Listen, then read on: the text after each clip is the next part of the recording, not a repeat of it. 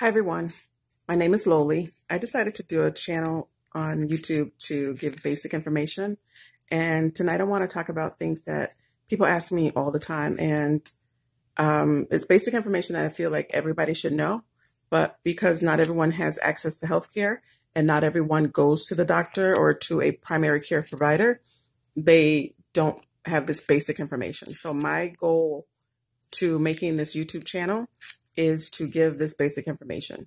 So today I'm going to talk about postnasal drip and sore throat. So postnasal drip can cause a sore throat. For you that don't know what postnasal drip is, it is where you have mucus draining from your sinuses into the back of your throat. One of the best ways to getting rid of this postnasal drip is to rinse it out.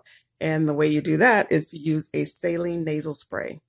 The saline nasal spray can be used multiple times a day, and you just basically squeeze it into your nasal passages. You hold your head forward instead of backwards, because if you hold it back, it's just going to go down your throat and it won't rinse your sinuses the way it should. So anytime you use a nasal spray, you want to lean forward instead of back. So another way of getting rid of postnasal drip is to use a nasal spray over the counter. So a lot of people will use fluticasone or Flonase. Flonase can be used, but remember, all medications have side effects. Fluticasone / Flonase, Nasonex, any of those nasal sprays that are steroids, they can cause you to develop glaucoma. So you want to make sure that you don't have a family history.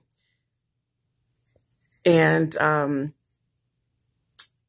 if you use these items, you don't want to use them for the rest of your life. If you do, make sure you're getting it done because of a provider has been monitoring you, you've been getting your eyes checked, and you've been doing the things that you need to do to protect your body. Because of the winter, there's something called vasomotor rhinitis, which was basically a runny nose with change of temperatures. To combat that, to keep yourself from developing postnasal drip, you can cover your nose with a scarf, keep your nasal passages warm when you're going in between buildings, and just try to kind of protect yourself from the element. So that is the basic tip for today, and I hope it helps. If you have any questions, you can leave them in the link below, and I will try and answer. Thanks. Have a good night.